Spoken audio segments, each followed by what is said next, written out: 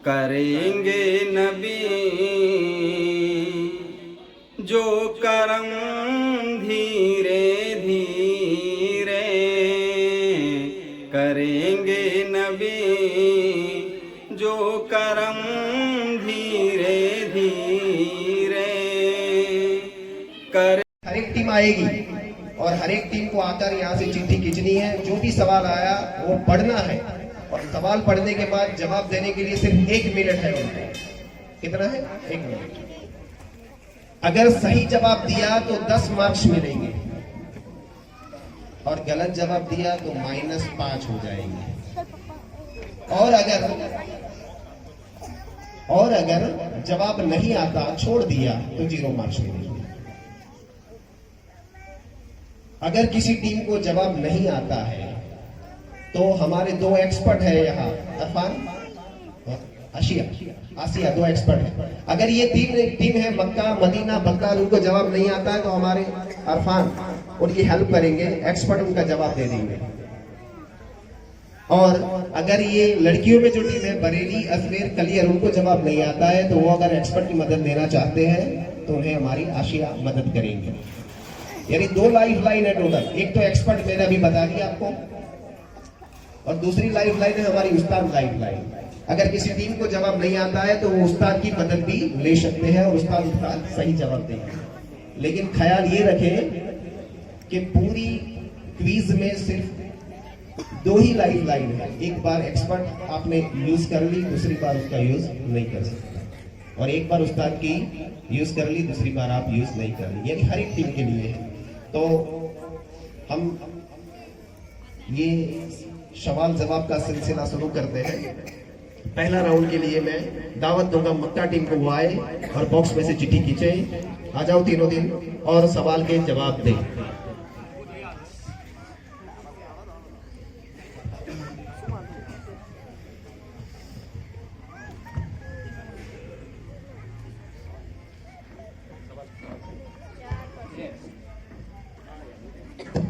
चार मशहूर सिलसिले कौन से हैं? टाइम शुरू। आप मशवरा करके जवाब दें, 1 मिनट है आपके लिए। 4 मशहूर सिलसिले कौन से हैं? पहला कादरिया, दूसरा चिश्तिया, तीसरा नक्शबंदिया, चौथा शोहरवंदिया। माशाअल्लाह, सुभान अल्लाह, सही जवाब दे दिया है इन्होंने। और इस सवाल के जवाब के लिए उनको 10 मार्क्स मिलेंगे। मैं महबूब भाई को कहूंगा कि वो 10 मार्क्स लिख दे। और एक बात का ख्याल रखें, ये मैंने बताया ये इल्म दिन की महफिल है, यहाँ ताली नहीं बजानी है। हमको सुभान अल्लाह कहना है, माशाअल्लाह कहना है। और सुभान अल्लाह कहेंगे तो इंशाअल्लाह जन्नत में हमारे लिए एक दरख्त लगेगा। और अगर दरख्त लग गया तो क्या होगा? उसका फल खाने के लिए हम जाना पड़ेगा कि नहीं पड़ेगा? तो इंशाअल्लाह हमारा आश्रम भी कहाँ होगा? जन्नत में होगा। तो सुभान अल्लाह कहें, माशाअल्लाह कहें, ताली मत बजाए, ये दिन की महफिल है। तो अब मैं मदीना टीम से रिक्वेस्ट करूंगा वो आए, चिट्ठी खींचे और 1 मिनट में सवाल का जवाब दे। जवाब मशवरा करके दे, जल्दबाजी मत करें।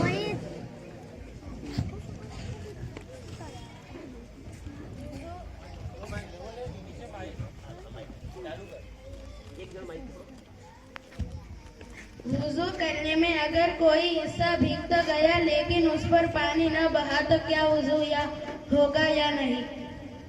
हरगिज नहीं होगा। भीगने के साथ हर हिस्से पर पानी बह जाना जरूरी है। माशाअल्लाह, सुभान अल्लाह, सही जवाब है। इनको भी 10 मार्क्स मिलेंगे। ताली नहीं बजानी है। माशाअल्लाह, सही जवाब दे दिया है। सवाल था वुजू करने में अगर कोई हिस्सा भीग तो गया लेकिन पानी न बहा तो क्या वुजू होगा? तो जवाब इसका था इस तरह वुजू हरगिज नहीं होगा। भीगने से साथ हर हिस्से पर पानी का बह जाना जरूरी है। अब मसला समाप्त फरमा लीजिए कि किसी भी उज़्व को धोने का माना ये होता है कि कम से कम 2 कतरे पानी बह जाए। सिर्फ भीग जाने या पानी तेल की तरह चुपड़ लेने से या 1 कतरा पानी बह जाने को धुलना नहीं कहेंगे। इस तरह हमारा वजू हरगिज नहीं होगा। तो ये मसला ख्याल में रखें। अब तीसरी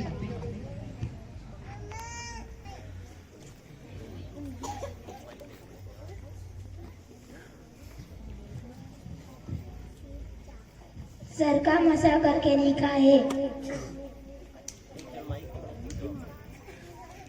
अंगूठे और कलमे की उंगली को छोड़कर दोनों हाथों के तीनों उंगलियों के सिरों को एक दूसरे से मिला लीजिए और पेशानी के बाहर या खाल पर रखकर खींचते हुए गुद्दी तक ले जाइए।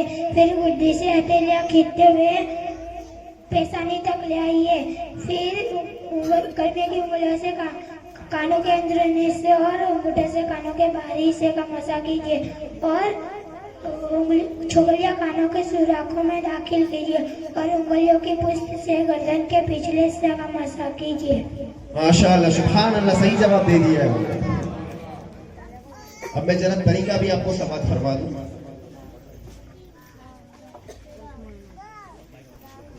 सर का मसा करके दिखाए तो मैं फिर से प्रैक्टिकल करके दिखा देता हूँ आपको कि दोनों हाथ के अंगूठे और कलमे की उंगली को छोड़ देना है, तीनों उंगली के दोनों सिरों को मिला लेना है, उससे पेशानी से खींचते हुए गोदी तक लाना है, बाद में हथेलियों से गोदी से लेकर पेशानी तक लाना है, उसके बाद कलमे की दोनों उंगलियों से कान के सुराखों के अंदर का और अंगूठे से बाहर का और छुंगलियों से कान के अंदरूनी हिस्से का और ये उंगलियों की पुष्ट से गर्दन का मशा करना है। ये मशा का सही तरीका है।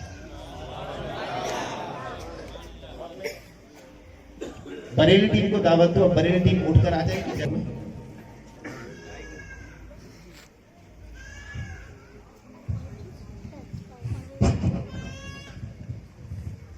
गुस्ल के फराइज फर्ज कितने हैं? के फराइज फर्ज 3 है। पहला कुल्ली करना, दूसरा नाक में पानी चढ़ाना, तीसरा तमाम ज़ाहिरी बदन पर पानी बहाना। माशाअल्लाह, इन्होंने सही जवाब दे दिया, इनको भी 10 मार्क्स मिलेंगे। सुभान अल्लाह, बिल्कुल सही जवाब है आपका।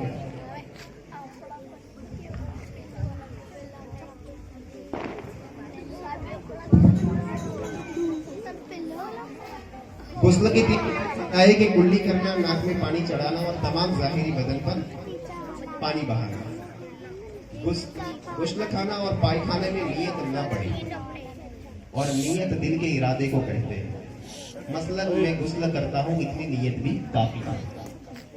मुंह में पानी डालकर पिचकारी मार लेने का नाम कुल्ली नहीं है, बल्कि मुंह के हर पुर्जे से होठ हल्क की जड़ तक हर जगह पानी बह जाना चाहिए।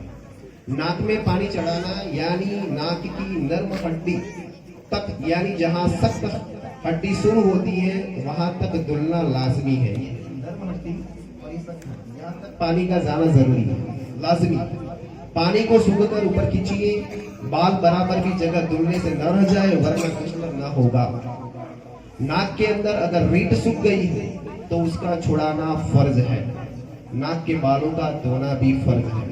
बदन पर पानी बहाना यानी सर के बाल से लेकर पांव के तलवों तक पानी का बह जाना जरूरी है।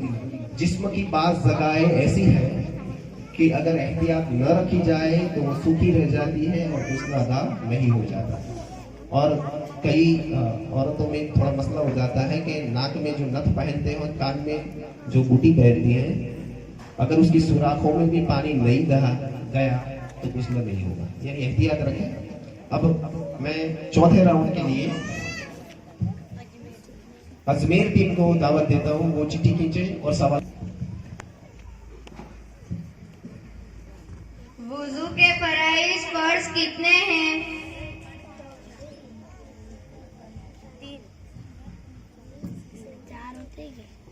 आप मशवरा कर लो चारों, फिर जवाब देना।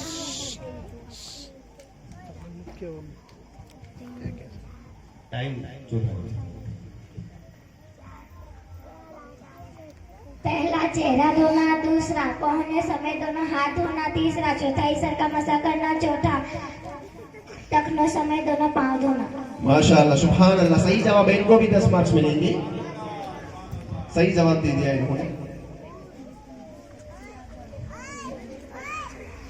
चेहरा धोना, दोनों हाथों को धोना, चौथाई सर का मसा करना और टखनों समेत दोनों पांवों को धोना। चेहरा धोना यानी पेशानी के बाल जहां से शुरू वहां से लेकर और दोनों कानों कोहनियों समेत दोनों हाथ धोना, यानी नाखून से लेकर कोहनी तक 3 बार हाथ धोना। पांव में भी अगर धोने में कई बार क्या है कि उंगलियां अगर जकड़ी हुई हो तो पानी नहीं बहता है, तो उंगलियों का उल्टे हाथ की छुंगली से खिलाल भी कर ले ताकि पानी बह जाए। इसी तरह वुजू करें। और अब पहले राउंड का आखिरी सवाल कलियर टीम के लिए। चीटी खींचो बेटा।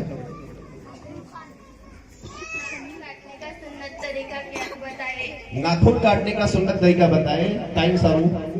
सबसे पहले सीधे हाथ की कलीमे की उंगली से शुरू करके चुगलियों तक और उसके बाद उल्टे हाथ की चुगलियों से शुरू करके अंगूठे के नाखून काटे और आखिर में सीधे हाथ के अंगूठे के नाखून काटे। और सबसे पहले सीधे पैर की चुगलियों से शुरू करके अंगूठे के नाखून काटे और उसके बाद उल्टे पैर की अंगूठे से चुगलियों तक के नाखून काटे। माशाअल्लाह, सुभान अल्लाह, सही जवाब है। माशाअल्लाह। तो मैं भी तरीका थोड़ा अर्ज कर दूं, आपको भी पता चल जाए। वैसे हम नाखून तो काटते हैं, लेकिन सुन्नत तरीके से काटेंगे तो इंशाल्लाह सवाब भी मिलेगा, क्योंकि आखिरी जमाने में जो सुन्नत को जिंदा करेगा उसे 100 शहीदों का सवाब मिलेगा। तो ये 2 हाथ है, इसमें सीधा हाथ में कलमे से उंगली से नाखून काटना शुरू करना है यहाँ छुंगली तक, फिर उल्टे हाथ में छुंगली से शुरू करना है अंगूठे तक, और लास्ट में अंगूठा। ये हाथ का हो गया मामला। फिर से सोमवार फरवाली, सीधे हाथ की कलमे से उंगली से लेकर छुंगली तक, उल्टे हाथ की छुंगली से लेकर अंगूठे तक, लास्ट में अंगूठा। और पाँव में क्या करना है, इधर से सीधे पाँव की छुंगली से शुरू करना है और सीधा ये अंगूठा, फिर ये अंगूठा, ये उंगली, ये सीधा ही ले जाना है, उसमें कोई हर्ज नहीं। तो इंशाल्लाह हम ऐसे ही काटेंगे तो सुन्नत का सवाब भी मिलेगा। पहला राउंड हमारा खत्म हुआ, तो सभी टीम बराबरी पर है, यानी सभी के 10 मार्क्स है। दूसरा राउंड हम शुरू करेंगे। चिट्ठी ले आए।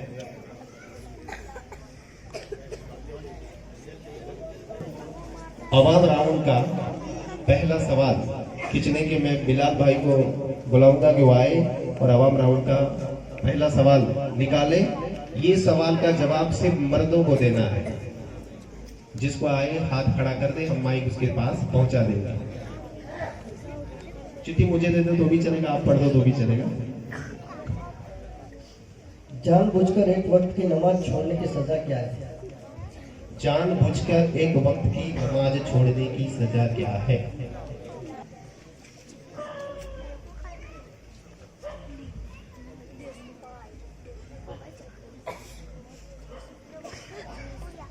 मोमिन का हथियार कौन सा है, यानी इबादत का मकसद क्या है?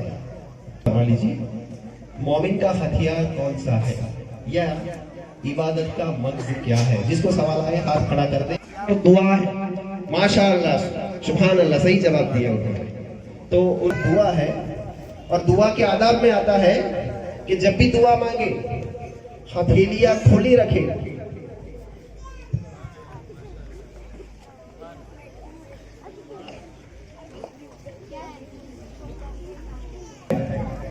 कि दुआ हाथ इतने उठाए कि सीने तक आ जाए, या कंधों तक, या इतने ऊंचे कर दे कि बगल की सफेदी नजर आ जाए। और दुआ के लिए हाथ खुले रखने हैं, क्योंकि दुआ का किबला आसमान है। शुरू करने से पहले फरमान मुस्तफा सल्लल्लाहु ताला अलैहि वसल्लम है, जो शख्स मुझ पर दरूद, फरमान मुस्तफा सल्लल्लाहु ताला अलैहि वसल्लम है, मुझ पर कसरत से दरूद पाक पढ़ो, बेशक तुम्हारा मुझ पर दरूद पाक पढ़ना गुनाहों के लिए मगफिरत है। ये फिर से आ गया, फिर से मैं पढ़ देता हूँ। दूसरा मसला, फरमान मुस्तफा सल्लल्लाहु ताला अलैहि वसल्लम है, जो शख्स मुझ पर दरूद पाक पढ़ना भूल गया वो जन्नत का रास्ता भूल गया। तो एक बार बुलंद आवाज से दरूद पाक पढ़े।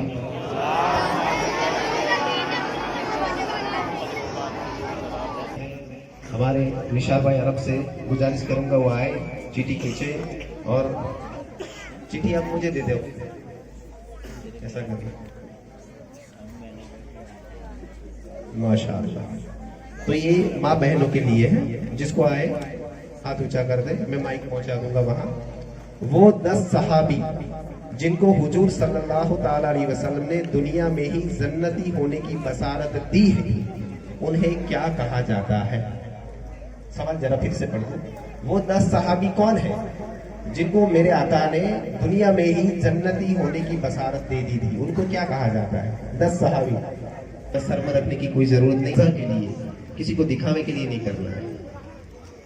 अगर कोई नमाज पढ़ता है और अगर लोगों से बयान करता है मैंने नमाज पढ़ी, मैंने ये किया वो किया, अपनी इबादत का शोर मचाता है जानबूझकर, यानी दिखावे के लिए, तो उसे रियाकारी कहा जाता है। तो शर्म ना रखे, ये इल्म दिल की महफिल है। फिर से एक बार सवाल पढ़ दूं मैं। वो 10 सहाबी जिनको मेरे आका ने दुनिया में ही जन्नती होने की बसारत दी थी, उनको क्या कहा जाता है? उन्हें जवाब नहीं दिया, आप लोग जवाब दे दें फिर से। रियाज भाई सभी इनाम आप ले जाए। तो रियाज भाई जवाब तो दे दो। अशरे मुबश्शरा